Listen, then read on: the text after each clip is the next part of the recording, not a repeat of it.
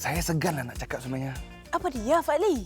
Bukan, saya bimbang kalau saya sebenarnya FOMO, fear of missing out, bila berbual pasal emas tu. Awak tahulah saya ni mana ada pakai barang-barang kemas.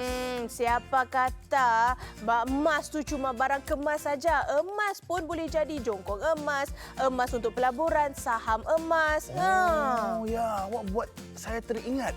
Saya ada waris satu emas ni, emas jongkong. Tengok, dah tak FOMO lagi lah tu. Dah tak FOMO lagi dah ya. Anda pula jangan DMO ya, don't miss out. Jangan ketinggalan mengikuti perbualan tentang emas dalam Zakat SG.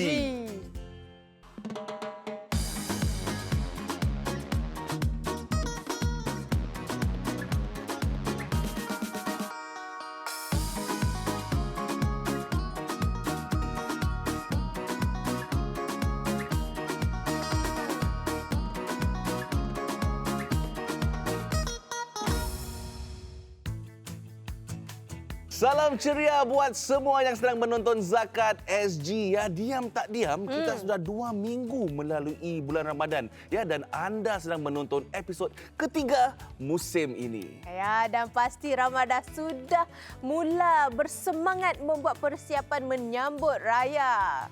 Terutama sekali bagi kaum wanita lah ya. Paling bersemangat berbelanja. Kenapa macam nak kena tekankan ya kaum wanita tu? Kami bukan apa tahu, kami belanja untuk seisi keluarga tahu, persalinan baju baru untuk suami, anak-anak, belanja jamuan raya, kuih muih termasuk perhiasan rumah dan sebagainya tahu. Wah, tapi ramai juga yang berbelanja perhiasan diri, ya, contohnya beli emas. Ya kenapa jari tu mesti begini-begini? Fali, kalau emas tu tak perlu tunggu raya, emas pun tak semestinya untuk perhiasan diri tahu. Ada juga emas yang dibeli sebagai simpanan, perniagaan ataupun pelaburan. Wah, kalau emas memang tak payah kisah, anytime on. Betul. Ya. Dan topik ini pun topik yang on kerana kita akan bincangkan bersama selebriti dan asatiza jemputan kita dalam segmen Bual-Bual Zakat nanti. Anda juga akan saya bawa berkunjung ke Masjid Wak Tanjung untuk mengetahui program-program yang disediakan untuk fisabilillah. Ya, dan dalam segmen Kisah Kita pula, kami akan paparkan bagaimana zakat membantu meringankan beban seorang penerima zakat. Saya akan Fadli tertanya-tanya tahu soalan-soalan apa yang awak utarakan kepada Ustaz Nuzhan Halim minggu ni dalam segmen Nak Tanya tu nanti. Ya, kalau nak tahu awak ikutlah saya ziarah Masjid Asy-Syafa'ah. Tapi Ustaz tak risau pun. Saya tanya ada macam-macam soalan. Kenapa awak yang nampak macam awak yang risau ni? Kenapa? Sebab soalan-soalan awak tu kadang-kadang pelik sampai saya sendiri pun tak tahu nak jawab. Pelik tapi benar. Awak tak tahu jawapannya kan? Tak. Saya pun tak tahu jawapannya. Sebab itulah saya nak tanya.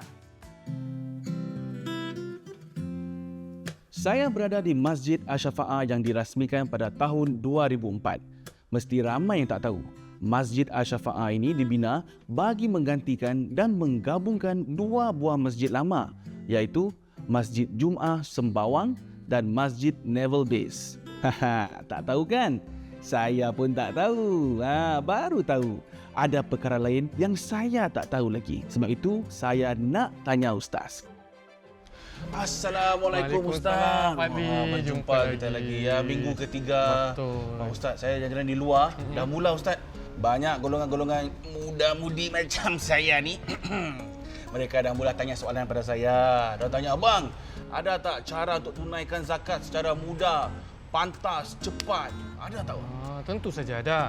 Sebenarnya, kita boleh gunakan pembayaran ataupun penunaikan zakat ini secara talian. Secara online ataupun secara digital.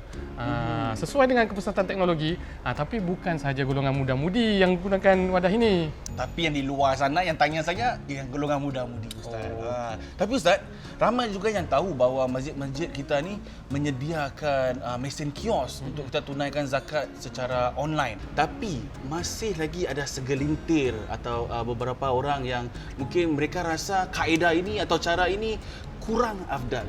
Jadi macam mana Ustaz? Apa pendapat Ustaz? Sebenarnya mereka masih boleh menunaikan zakat dengan menggunakan kios ini.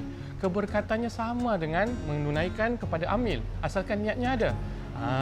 Lebih-lebih lagi, di serata masjid di Singapura ini, sekarang sudah ada lebih 46 kios seperti ini. Dahulu baru 16 saja, sekarang sudah dibanyakkan untuk mempermudahkan. Tapi adakah hanya zakat fitrah yang kita boleh tunaikan dengan kaedah dalam talian? Oh tidak, zakat harta juga boleh kita tunaikan secara dalam talian. Yang penting zakat harta, harta kita telah melebihi daripada nisab dan telah lebih daripada tempoh haul. Itu yang kita pastikan. Dan Ustaz, seperti biasalah kan, saya mesti ada satu soalan yang personal. Boleh. Jangan bilang orang Ustaz ya. Mungkin di luar sana ada juga yang melalui sama situasi macam saya, ingin membuat perancangan kewangan. Boleh tak saya tunaikan zakat saya in advance terlebih dahulu? Untuk mereka yang ingin menunaikan zakat secara advance ataupun mendahului daripada tempoh haul, maknanya belum lagi sampai tempoh haul 355 hari pada bulan Julai, tapi ini tengah musim bulan puasa, bulan Ramadan. Jadi kita pun nak dapatkan keberkatan nak bayar zakat, kita nak advance, kita nak dahulukan sebelum tempoh haul, dibenarkan dalam agama. Dan dalam topik mendahulukan ni, saya nak sentuh juga, kita juga boleh bayar zakat secara gyro. Cuma gyro ni syaratnya, apabila kita nak bayar secara gyro, kita perlu pastikan bahawa kita membuat keputusan itu dalam keadaan kita masih waras, with a sound mind. Dan juga ada baki di dalam simpanan kita untuk potongan tersebut. Jadi kita due diligence lah, buat perkiraan sendiri dan boleh bayar secara gyro. Bolehlah. Okey, sebelum tu kita dah sembang-sembang ni, apa kata kita gunakan kios ni? Kita cuba. Macam mana Ustaz tahu saya banyak harta, saya nak boleh. zakatkan ni? Keluarkan ni. Okey, mula-mula kalau zakat harta kita tekan ni. Wah, awak ni Fadli sambil melawat masjid-masjid Singapura, macam-macam soalan yang awak tanya kepada Ustaz Nuzhan ya?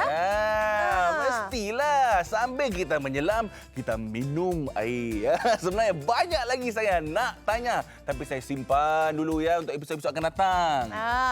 Fadli, saya Apa? sebenarnya ada terima feedback tahu. Sebenarnya ramai penonton Zakat SG yang suka sangat chemistry antara awak dengan Ustaz Nuzhan. Memang betul, Huda. Ya, chemistry itu memang sangat penting. Sebab tu saya rasa selesa ya nak tanya bestie saya Ustaz Nuzhan apa saja yang saya nak tanya. Yang lebih penting, sebenarnya penjelasan Ustaz Nuzhan ni dapat beri manfaat dan sangat mudah difahami. Oh, bestie sekarang kan saya setuju sangat. Apabila penonton kita semakin arif tentang zakat, semakin mudahlah mereka jawab kuis spontan. Betul tak? Cuba jawab soalan ni. Zakat boleh ditunaikan lebih awal dari tempoh haul. Betul tak? Awak-awak dah sedia untuk diterja oleh saya? Kita berehat sebentar ya dan kembali dengan cabaran betul tak dalam Zakat SG.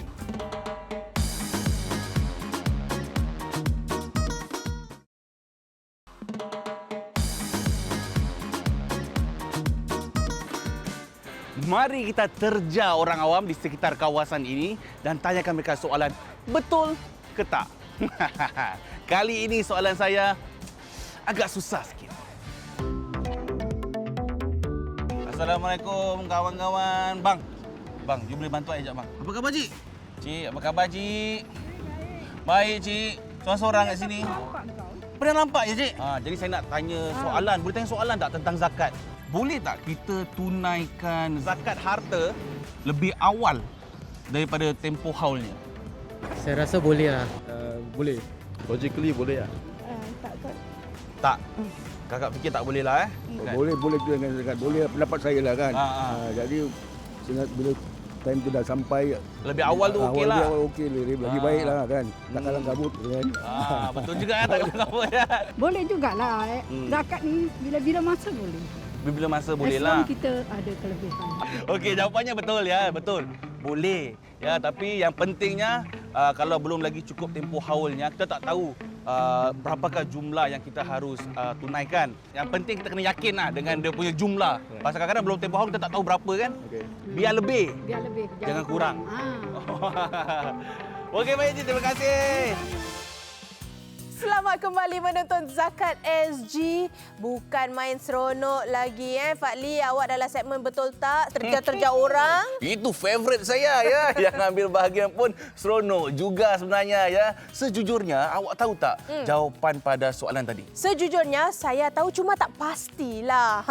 Sekarang barulah saya yakin kita boleh tunaikan zakat lebih awal dari tempoh haul asalkan kita dapat buat anggaran jumlah zakat yang perlu kita keluarkan apabila cukup haul nanti. Betul, tepat sekali ya. Tapi saya nak pencerahan sikit ya.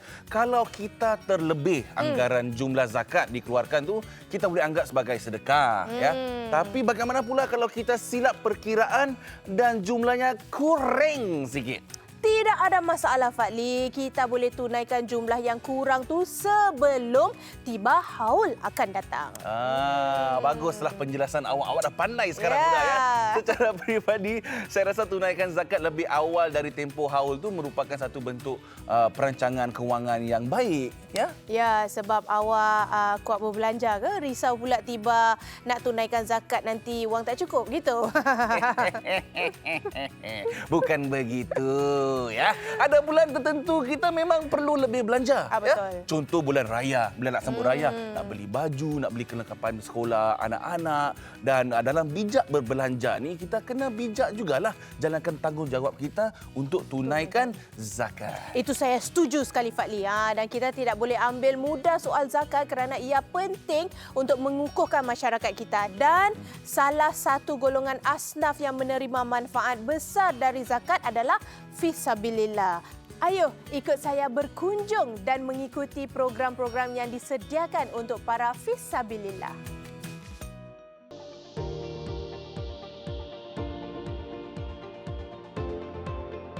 Asnaf fisabilillah merujuk kepada usaha yang bermatlamat untuk memajukan agama dan antara mereka yang terlibat adalah pemimpin-pemimpin masjid yang diamanahkan untuk mengurus dan mentadbir masjid-masjid di Singapura termasuk Masjid Wak Tanjung ni. Inisiatif dari MMB ke MMB diperkenalkan MUIS pada tahun 2024 di mana ia menggalakkan budaya berkongsi kepakaran antara para pemimpin masjid kita. Ini termasuk menerusi program pentadbiran masjid dan kepimpinan atau amal. Salah seorang pemimpin masjid yang tampil berkongsi kepakaran menerusi amal ialah pengerusi Masjid Wak Tanjung, Haji Nailul Hafiz. Boleh tak Haji Nailul terangkan tentang program amal yang dikendalikan ni?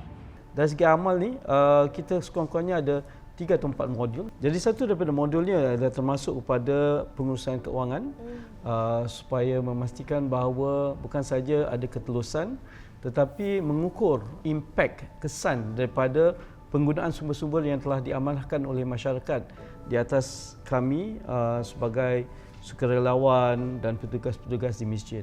Apakah impak positif yang telah dihasilkan oleh modul-modul amal melalui program modul teras penting ni? Mereka lebih atau kami sebagai lembaga pentadbir masjid lebih peka dan memahami aspek-aspek dasar-dasar polisi-polisi MUIS dalam aspek pengurusan masjid-masjid berkaitan dengan amla dan sebagainya.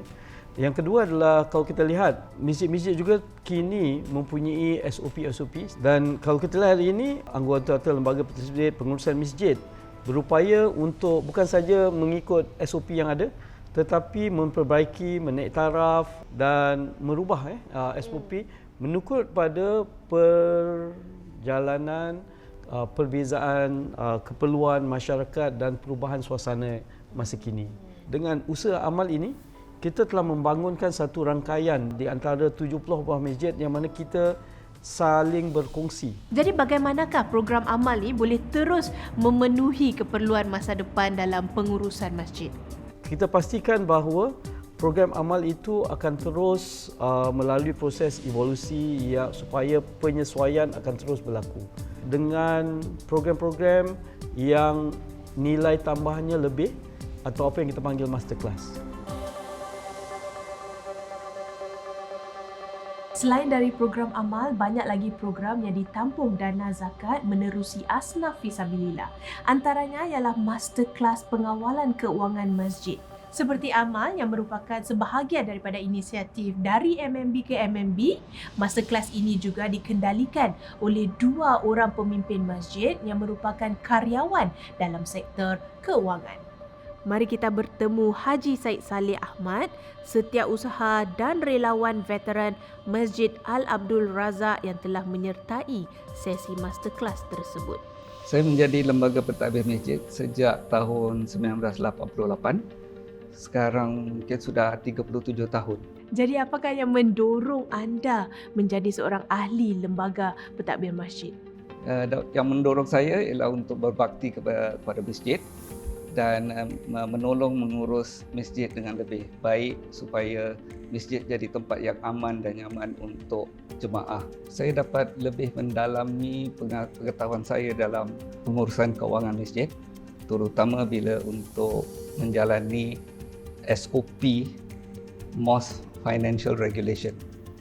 Dan juga kita dapat dengan ilmu ini kita dapat membantu pegawai kewangan masjid dalam menjalani kerja-kerja mereka. Kita dapat menjalani amanah dalam pengurusan kewangan masjid kita. Terima kasih Haji Said Saleh. Dan semoga para pentadbir masjid akan sentiasa dilengkapi dengan kemahiran memimpin masyarakat mengikut peredaran dan keperluan masa kini. Sebaik-baik ilmu adalah yang bermanfaat, ya. Sejuk hati bila kita tahu zakat yang kita keluarkan dapat beri ilmu yang bermanfaat kepada golongan fisabilillah. Dan kita juga harus rasa bangga, Fadli, kerana ilmu yang mereka perolehi akan digunakan untuk menguruskan masjid-masjid dengan lebih baik. Wah, dan saya yakin ya, mereka juga akan laksanakan zakat dan putaran bantuan itu akan berterusan dan kukuhkan lagi kedudukan masyarakat kita, Huda. Betul. Dan terlanjur awak sebut tentang kukuh ni, saya nak bawa ke topik perbincangan kita yang seterusnya. Kita juga kena berusaha untuk kukuhkan keuangan kita. Keuangan?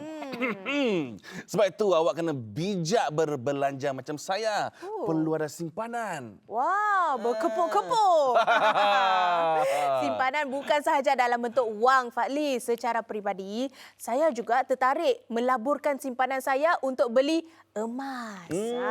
Bukan awak seorang saja, Huda, ya. Saya yakin ramai lagi kaum wanita yang di luar sana yang sedang menonton Zakat SG, mereka juga suka beli emas. Ya, seperti suami-suami sering beli-belikan isteri emas. Suami? Awak jangan salah sangka tau kepada kaum wanita, sebab beli emas bukan hanya untuk perhiasan diri.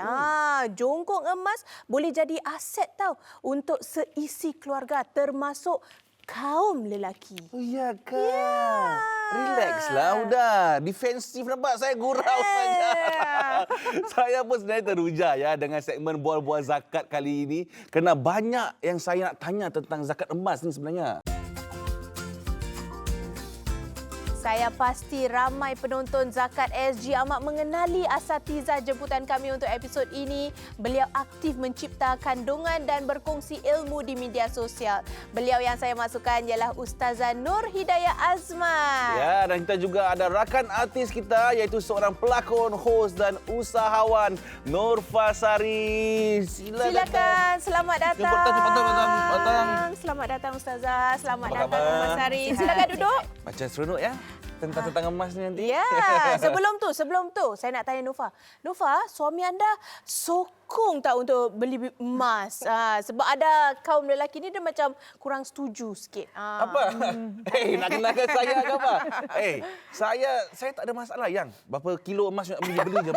You beli je yang. It's okay. Pada mulanya husband saya tak adalah sokong sangat pasal dia tak faham kan nak beli-beli emas ni semua. Tapi bila dia dah berkahwin dengan saya, dia dah nampak saya jual beli emas. Kadang-kadang emas tu tak muat, macam gelang tak muat. Saya jual beli dan dia dapat keuntungan, nampak keuntungan tu. Tu mulalah dia macam, wah patutnya beli emas ni bagus. Not bad. Itu yang dia macam, okeylah, saya sokong je lah. Dia nak beli emas yang Berapa kilo macam Pak Lee tadi kata? Saya berkilo-kilo ya. Tapi ternyata suami Norfa ni sama bijak seperti saya. Ya. Cuma saya ni kurang bijak bila bercakap tentang jenis-jenis emas yang perlu kita zakatkan, Ustazah? Boleh tak Ustazah terangkan? Jadi kalau kita lihat pada emas kan, dia sebenarnya ada dua jenis lah.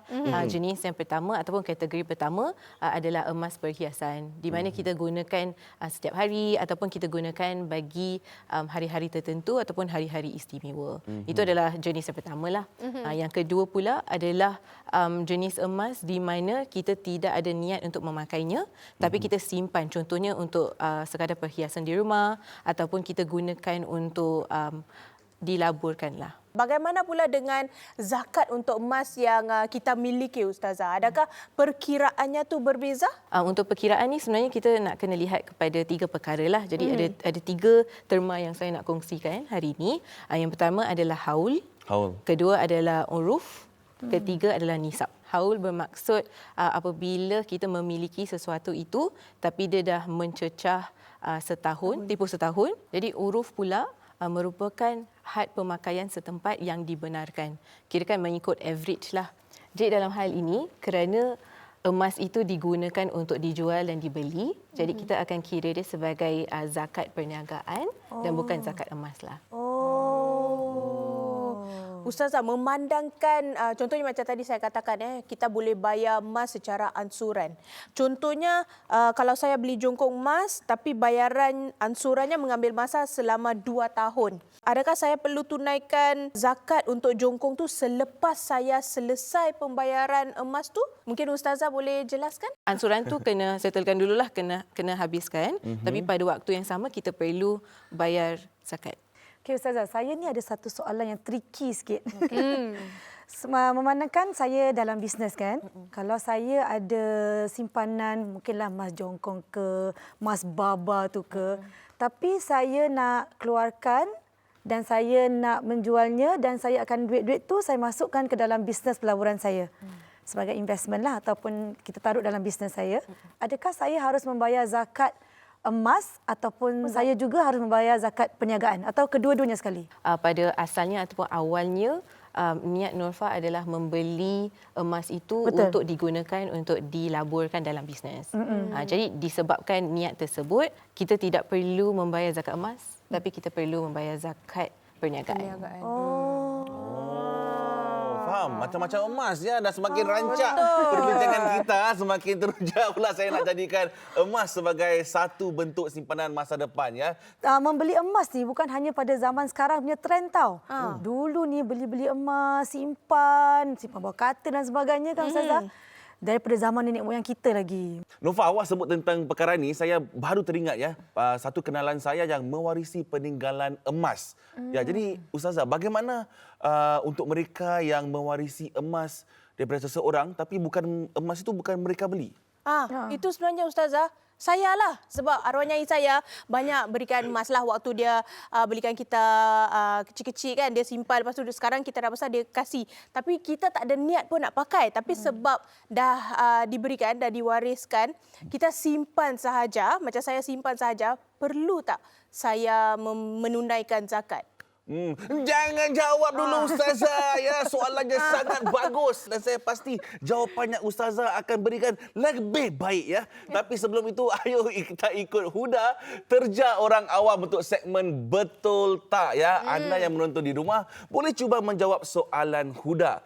Menunaikan zakat adalah amalan sukarela seperti bersedekah. Betul tak?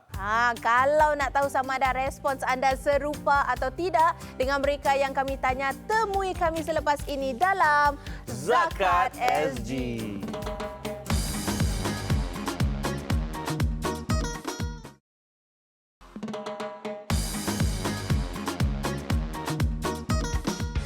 Hari ini saya nak cuba sesuatu yang lain sedikit. Saya nak terjah orang ramai di sini dan tanya mereka satu soalan yang sangat mudah, yang straight to the point.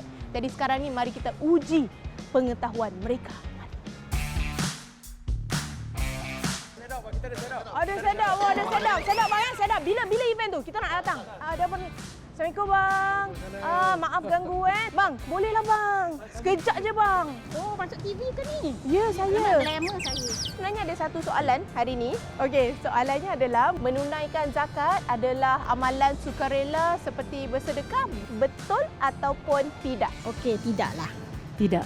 ikut agama Islam kita mesti bersedekah. Yes, based on individual. Saya rasa amalan zakat tu adalah satu perkara yang wajib untuk dikeluarkan lah, untuk menunaikannya. Salah. Wajib lah. Jawapannya adalah wajib. Maknanya jawapan dia adalah salah, tidak betul. Tidak, kerana dia wajib untuk semua orang Muslim. Wajib. Wajib untuk semua kita orang Islam lah. Wajib bagi mereka yang mempunyai harta yang sudah melebihi kadar nisab dan haul penuh 1 tahun haul lah. Ada satu kalkulator dekat website zakat.sg. Dalam berapa tahun saya selalu pakai dia punya kalkulator lah untuk tengok whether kita qualify untuk dia punya zakat. Baiklah, terima kasih ya kerana masih setia menonton Zakat SG dan bersama tetamu kami Ustazah Nur Hidayah Azman dan Nur Fasari ya.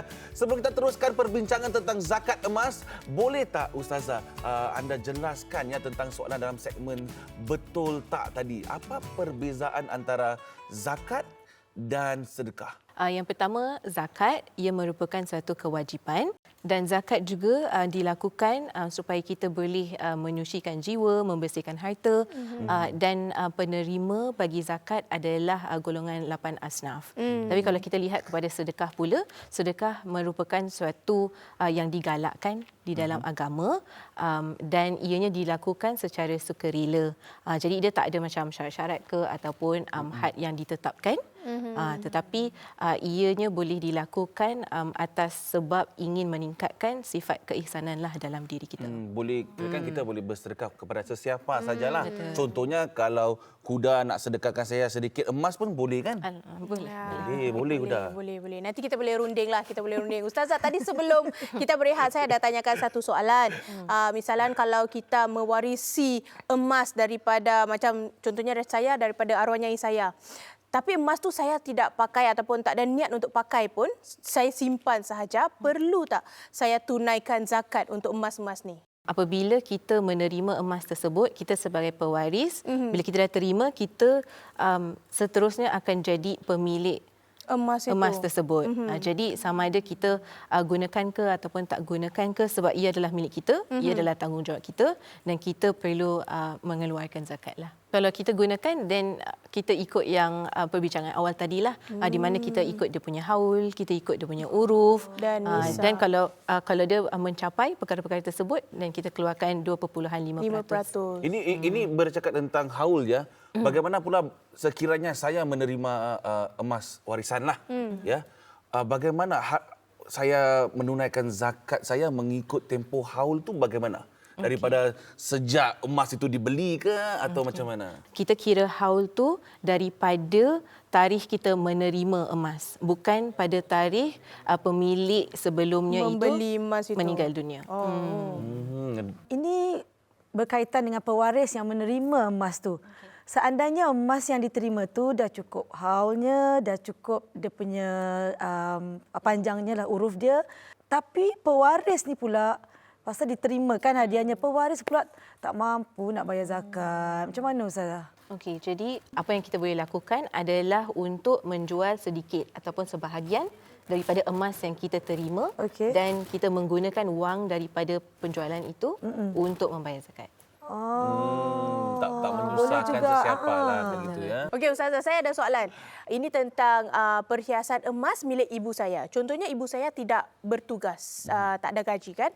Jadi boleh tak saya kirakan emas milik beliau campur dengan emas milik saya dan saya tunaikan zakat sekaligus untuk pihak ibu saya? Boleh tak?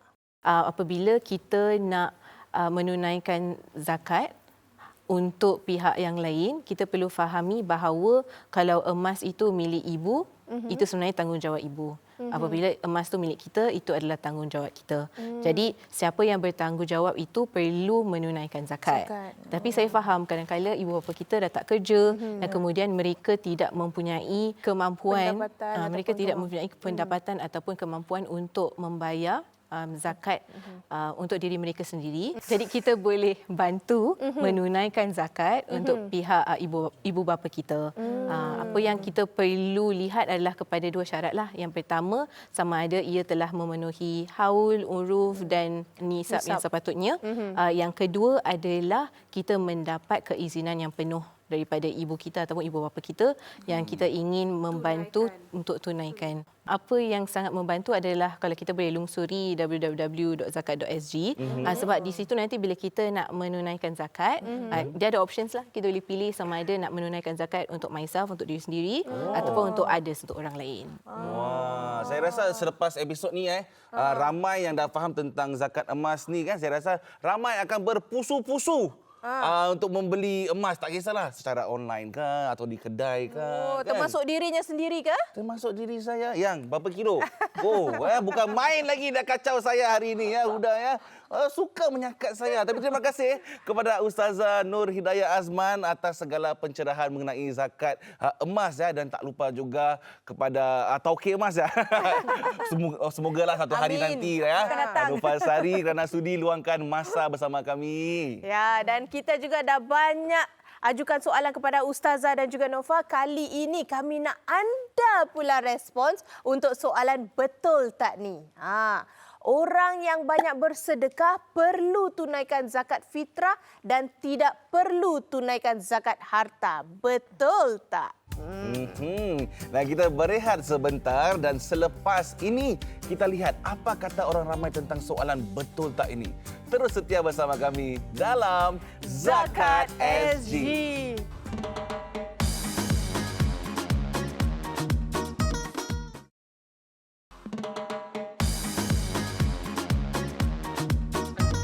Kali ini saya yakin ya soalan betul tak saya akan dapat meleraikan kekeliruan masyarakat kita tentang zakat. Mari ikut saya. Oh, sedapnya dapat duduk. Apa khabar, Cik?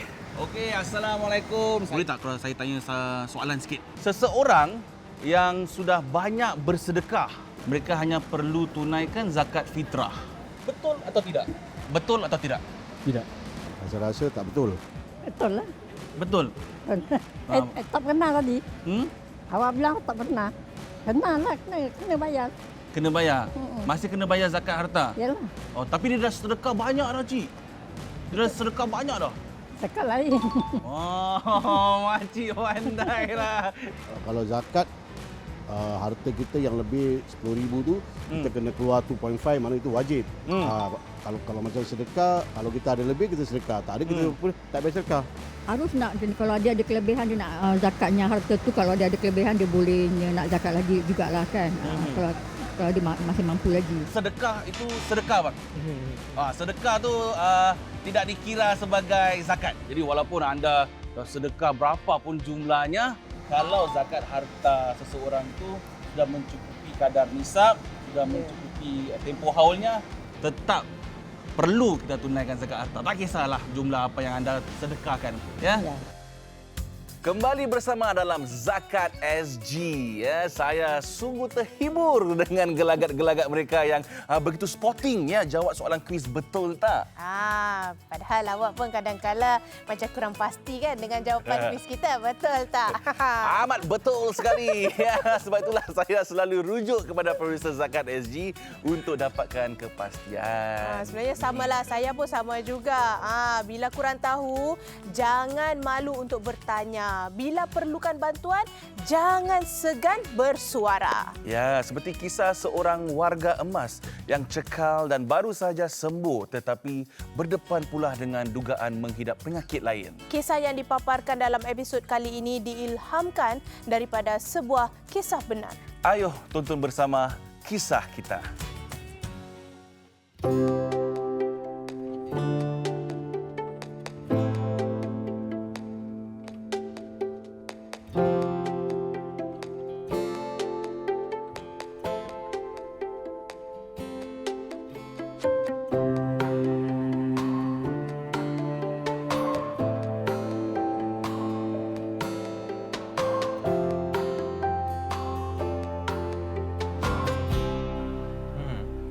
Kandungan gula Amalan darah makcik bagus.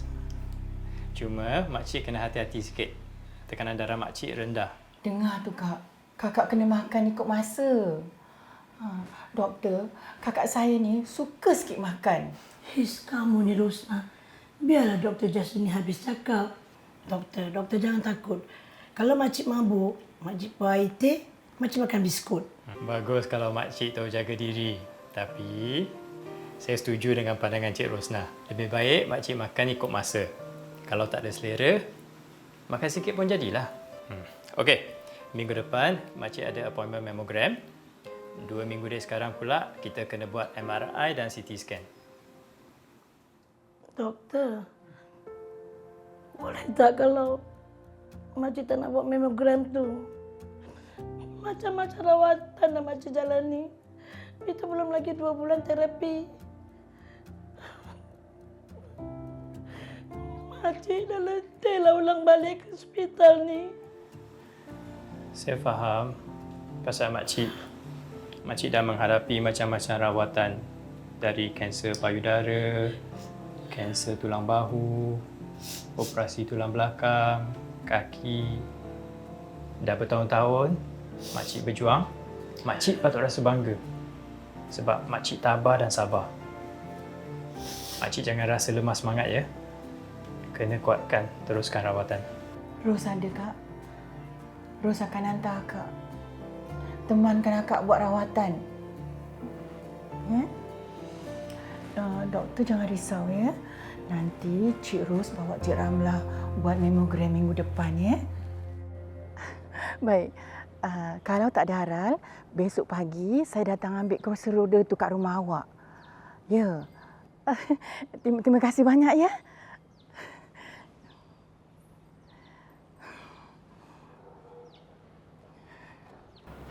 Kak.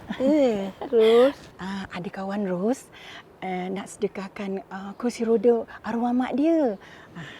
Kakak boleh pakai untuk pergi rawatan kat hospital. Senang sikit kita turun naik bas. Kakak tak suka ke? Kakak dah banyak hutang budi dengan Ros. Tak tahulah macam mana kalau Ros tak tolong, kakak nak teruskan rawatan ni. Ada anak, tapi... Kak, Ros faham. Halim pun sakit. Tapi, kakak kena berjanji dengan Ros. Jangan putus asa. Jangan terlalu ikutkan kerana Halim. Kakak kena buat sesuatu untuk pulihkan semula semangat dia. Ya? Kadang-kadang kakak sedih juga dengar jiran tetangga mengumpat pasal dia. Tak semua faham tentang sakit mental yang ditanggung Halim.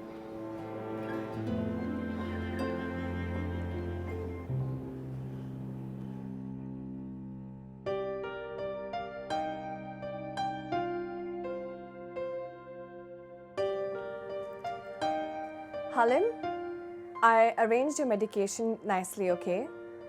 Remember, you cannot skip your pills. If you can, step outside. You need fresh air and sunshine. You understand, Halim? If you need anything or anyone to talk to, you can call my number anytime.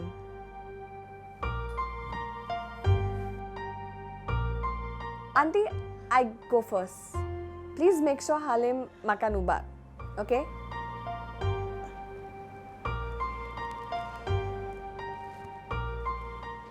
Halim nak makan? Mak siapkan ya.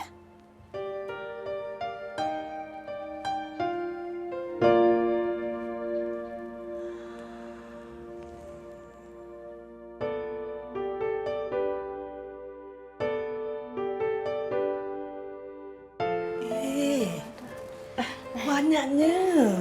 Barang-barang dapur ni semua untuk kakak. Aisyah ni kerja dekat Masjid Muhajirin. Dia yang tolong dapatkan barang-barang ni semua, Kak. Terima kasih banyak ya menyusahkan. Tak susah pun makcik. Memang masjid kami tolong edarkan barangan runcit untuk penduduk kawasan sini. Kalau tak silap, kami pun pernah datang rumah makcik. Tapi tak ada orang. Ros bagi tahu Aisyah yang kakak selalu tak ada kat rumah. Ulang alik hospital. Kalau Halim ada pun, Bukan dia nak buka pintu. Cik Rosna ada bagi tahu Aisyah tentang keadaan makcik dan anak makcik. Kau ni Rosna, buat kerja tak bincang. Kau tahu kan, kakak tak suka menyusahkan orang. Niat Cik Rosna baik makcik. Dia bagi tahu Aisyah tentang keadaan makcik sebab dia tahu makcik ni memang berhak dapat bantuan zakat. Makcik izinkan Aisyah tolong makcik ya. Terima kasih ya.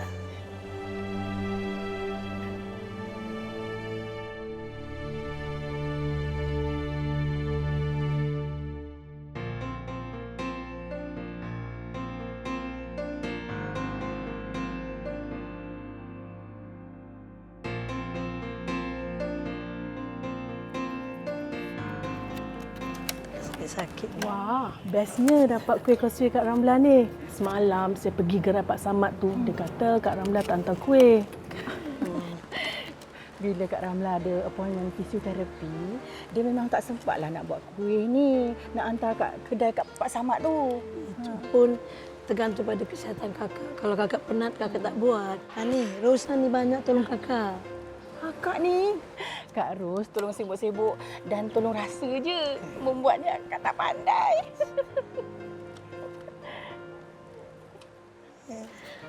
Berapa satu bekas ni Kak Ramla? Tak. Hari ni memang kakak buat lebih untuk kongsi dengan kawan-kawan. Jadi boleh isi perut sikit sebelum kita dengar ceramah ustazah kat masjid tu nanti ya. Tak lama lagi kan bulan puasa. Tak boleh mengunyah lepas kelas kita kan. Makanlah. Makan. Syukur Alim dengan Mak dapat puasa hari ni ya. Nanti sahur Mak masak sambal goreng sardin, telur dadah kesukaan Alim. Tahun ni Mak nak bayar zakat fitrah kita. Lim, Cik Ros, semua cakap dia nak tolong Mak pakai handphone je. Macam tahun-tahun lalu, tapi Mak tak nak. Mak nak pergi masjid. Tahun ni Mak nak bayar sendiri. Mak nak belajar pakai mesin layan diri kat masjid tu. Halim nak ikut. Dah lama Halim tak tunaikan zakat fitrah sendiri. Halim. Paparan kisah kita tadi bukan hanya mengusik emosi tapi juga sebagai peringatan supaya kita tak abaikan mereka yang memerlukan. Dan juga turut menjadi inspirasi supaya kita sentiasa berusaha menjadi yang lebih baik, lebih peka dan lebih bertanggungjawab. Terima kasih kerana anda telah setia bersama kami di Zakat SG. Jangan lupa bertemu kami lagi pada hari dan waktu yang sama minggu hadapan. Kita jemput Ustaz Fatur Rahman dan Zain Sadali untuk bual-bual dengan lebih terperinci tentang zakat termasuk simpanan dalam akaun CPF. Ya, dan saya juga dah buat janji temu dengan best friend saya, Ustaz Nuzhan Halim. Wow, best friend sekarang ya. Dan saya akan berkunjung ke sebuah masjid yang aktif menyusun pelbagai kelas dwi bahasa. Nak tahu di manakah? Naklah tunggu minggu hadapan. Dan tak ketinggalan ya segmen interaktif kami. Betul tak? Ya, kalau awak nampak saya dekati awak, jangan lari, saya kejar awak nanti. Akhir kata dari kami, selamat menjalani ibadah puasa. Semoga kita semua sihat walafiat dan dipermudahkan segala urusan. Ya, termasuklah urusan membuat persiapan hari raya yang bakal menjelang tak lama lagi ya. Saya Fali Abdullah dan saya Huda Ali mengucapkan Salam Zakat SG.